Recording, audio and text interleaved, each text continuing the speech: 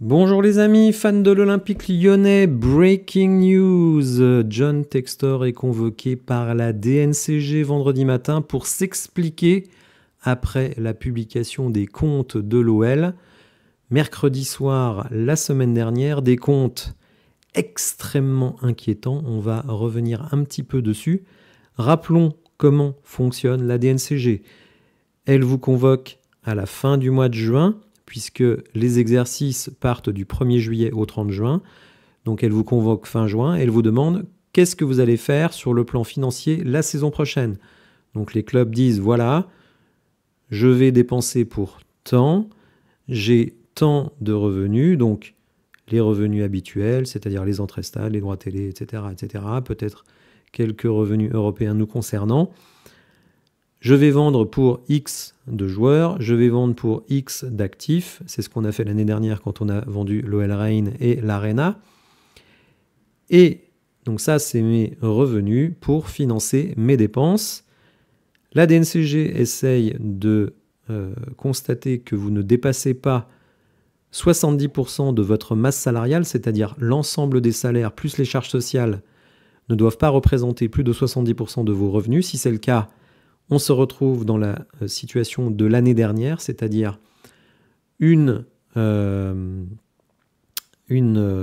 encadrement de la masse salariale et un encadrement des indemnités de transfert. La DNCG a cru ce que leur a dit John Textor, c'est-à-dire je vais vendre pour 130 millions de joueurs et je vais acheter pour 220 millions. C'est ce que John Textor nous a dit en conférence de presse. La DNCG a laissé passer ça, déjà ce que je trouve absolument désastreux.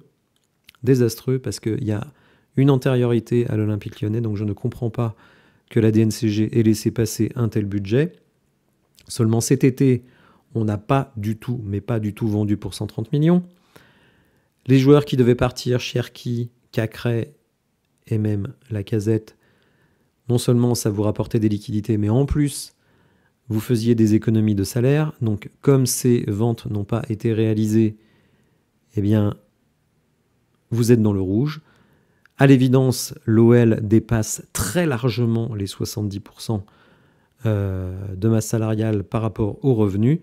Et donc, la DNCG découvre les comptes qui ont été publiés, qui sont publics, puisque l'OL est coté, donc est obligé de publier ses comptes.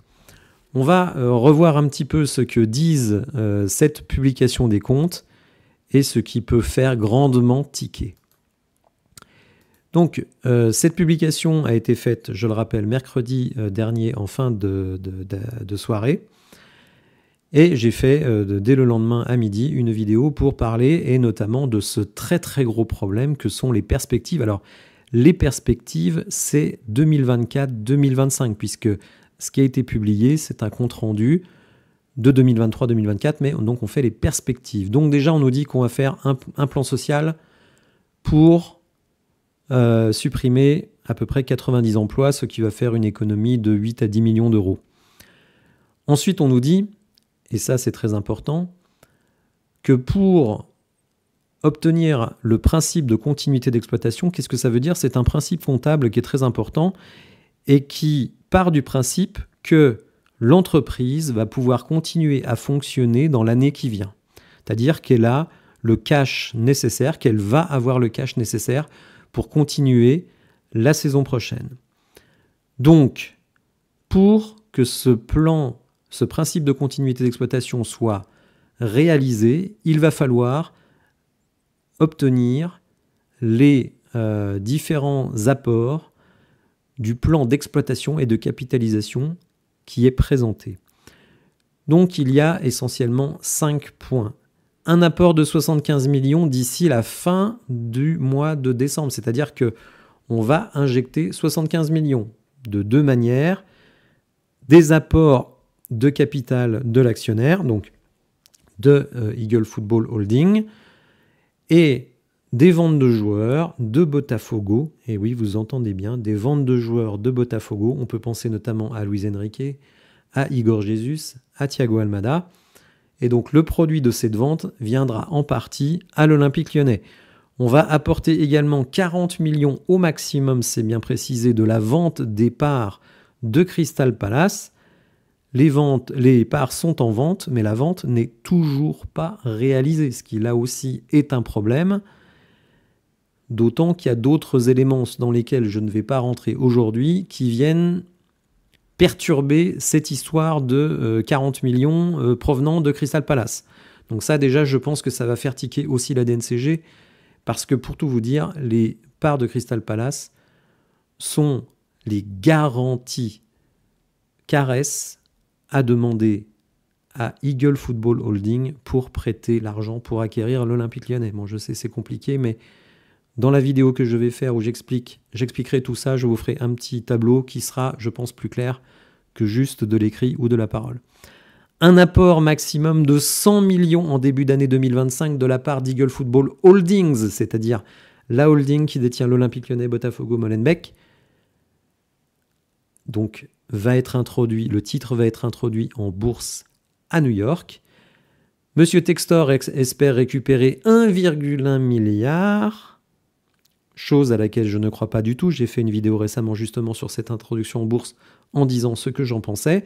Et sur ce milliard 100, il dit « je vais ramener 100 millions à l'Olympique Lyonnais ». Oui, mais comme je ne pense pas qu'il va pouvoir récupérer 1,1 milliard, je ne vois pas comment il pourrait mettre 100 millions à l'Olympique Lyonnais.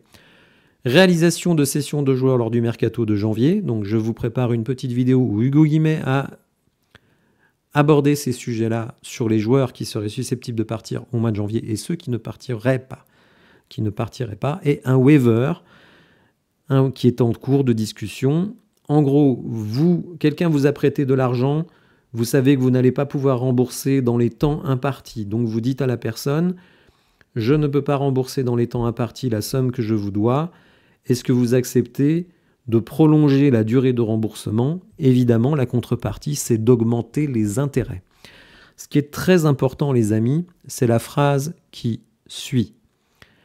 Bien que le groupe, donc l'Olympique Lyonnais, estime qu'il est probable que tout ou partie, donc que toutes ces conditions-là seront réalisées ou au moins une grosse partie de ces opérations de financement soit menée à terme, donc réalisée, écoutez bien, tout retard important.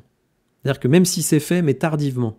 C'est-à-dire en gros, si un certain nombre d'opérations sont faites après le mois de juin 2025, ou toute non-réalisation, c'est-à-dire je vais à la bourse de New York, j'espère 1,1 milliard, au final j'ai 500 millions. Donc je ne peux pas apporter les 100 millions à l'Olympique Lyonnais. Les ventes de joueurs aussi restent extrêmement aléatoires. On l'a vu l'été dernier où on a espéré vendre beaucoup. Et le waiver, il faut que les créanciers acceptent ce waiver. Et on nous dit bien ici que c'est en cours de discussion. Donc vous voyez, ça fait beaucoup de conditions. Donc la DNCG, elle voit ça, elle se dit, il manque 200 millions. Là aussi, je vous ai fait une vidéo sur le sujet. Il manque 200 millions à l'Olympique Lyonnais pour terminer l'année. Ce n'est pas pour rembourser les dettes. Oubliez les 500 millions de dettes, c'est autre chose. Là, c'est simplement 200 millions pour terminer l'année. Je le dis toujours, l'OL, c'est 200 millions de salaires cette année, c'est-à-dire soit plus que les revenus récurrents. Ça ne peut tout simplement pas tenir. Donc là, on est vraiment dans une situation très compliquée. Je vais donc regarder l'article d'Hugo Guimet demain.